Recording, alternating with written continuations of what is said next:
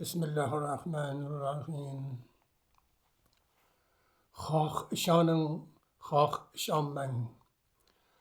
Mahallamizda kimdir ko'ylak, lozim yoki kostyum, shim tiktirmoqchi bo'lsa, albatta Xulkarga buyurtma beradi. Xulkar mahallamizdagi tikuvchilarning eng mohiri. Buyurtmalarning ko'pligi uchun bugun ham kun botguncha ishladi. Endigina kechki ovqatga unlash maqsadida oshxonaga kirayotgan paytida uyiga yon qo'shnisi Vahob akaning o'g'li Abror kirib keldi. Assalomu alaykum Xulkor opa. Ishlar bilan xormang. Kechroq bo'lsa ham kelaverdim, uzr. Mana shu kostyum menga kattaroq edi. Shuni ixchamlashtirib tikib bersangiz, iltimos. Mayli, tikib beraman, faqat bugun emas, ertaga, xo'pmi? Xulkar Abrorni qo'lidan jigarrang kostyumni olib stol ustiga qo'ydi.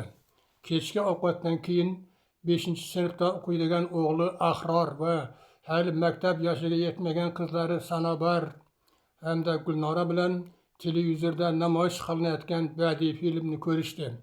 Bugun eri uyda yo'q.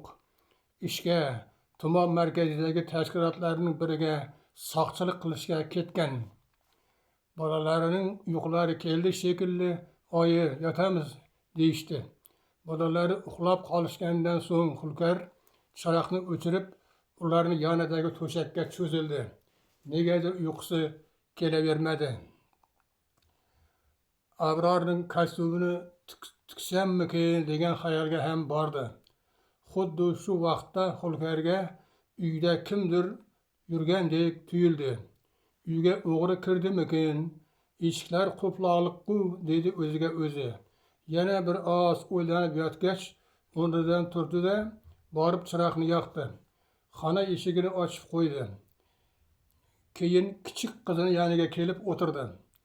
Ochiq eshikdan tushayotgan chiroq nuri dahlizni yoritib turardi. Abror berib ketgan kostyumni egniga kiyib olgan baland bo'yli, sariq sochli rus yigitining dahlizdan o'tib uydan chiqib ketish uchun ko'cha eshigini tutqichiga qo'l cho'zayotganini ko'rgan Xulkar dong qotib qoldi. Juda qattiq qo'rqqanidan gapirishga ham, qimirlashga ham majoli qolmadi. Javondagi rahmatli dadasi Abdumalik Mo'lla bobo bergan Qur'on kitobiga umidvorlik bilan ko'z tikib, qalbi qa'ridan kechayotgan ilinj ila yaratgandan panoh olishni panohiga olishni takror va takror o'tinaverdi. O'tingani sayin u ancha tetiklashib o'ziga keldi.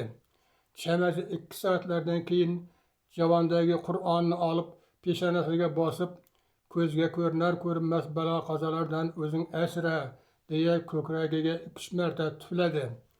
Xulkar tongni bedor kutib oldi. Tikuvchilik xonasidagi stolda turgan kostyum kecha o'zi qanday qo'ygan bo'lsa, shundayligicha turibdi. Ko'chaga chiqiladigan eshik ham qulfloqliq. Farzandlari bilan nonushta qilayotganlarida eri To'xtamurod ishdan keldi. Xulkar o'rnidan turib, uni mahkam quchoqlab oldi. Iya, tinchlikmi deya bergan savoliga javoban erining qulog'iga sizni sog'indim dedi. Boshqa so'z aytmadi. Kostyumni tikib dazmollab bo'lgach, uni olib qo'shnisini uyiga kirdi. Abror ishga ketgan ekan. Onasi Xolposhsha opaga kostyumni berib, kecha Abror berib ketgandi. Ixchamlashtirib tikib bering deb shuni olib kelgandim dedi. Abrorning bunaqa kostyumi yo'q edi-ku, deya Xolposhsha opa Xulkarga qo'l haqini uzatdi. Qo'l haqini keragi yo'q. Qo'shnichilikda hamma narsa pul bilan o'lchanavermaydi opa. Shunaqa emasmi deb Xulkar ketishga chog'landi. Uyga kelgach, dadasining og'ir xastalanib yotgan kunlarining birida, juma kunlarida, hayit bayramlarida mahalla imomini uylaringizga chaqirib o'tib ketgan ota-bobolarimizni, qarindoshlarimizni ruhlariga bag'ishlab duo fotiha qildirib tursanglar, ularning ruhlari bizda bo'lmaydi. Dunyo foniy, Odamlar o'tib ketaveradi. O'tganlar qaysi millatdan bo'lsa ham ruhlari hamisha barhayot bo'ladi degan gaplar esiga tushgach, demak, Abrorning tiktirgan kostyumi o'ziniki emas, marhum rus yigitiniki bo'lsa kerak degan fikrga keldi Xulkar. 10 kunlardan keyin Abrorni ko'chada uchratgan Xulkar, kostyumni qayerdan olgan eding? To'g'risini ayt. Uni egasi hozirda hayot emas shekilli.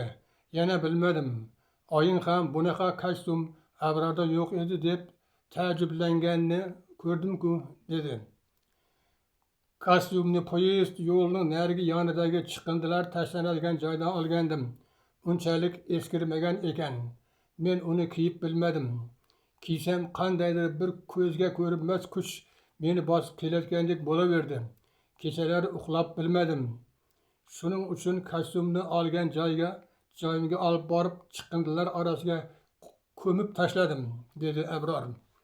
U vaqtlarda chiqindixonaga nafaqat kiyim-kechaklar, ko'rpa-to'shaklar, qop-qop latta-puttalar, poyabzallar ham tashlab ketilardi. Mustaqillik davriga kelib bu ishlarga barham berildi. E'tiborlaringiz uchun rahmat.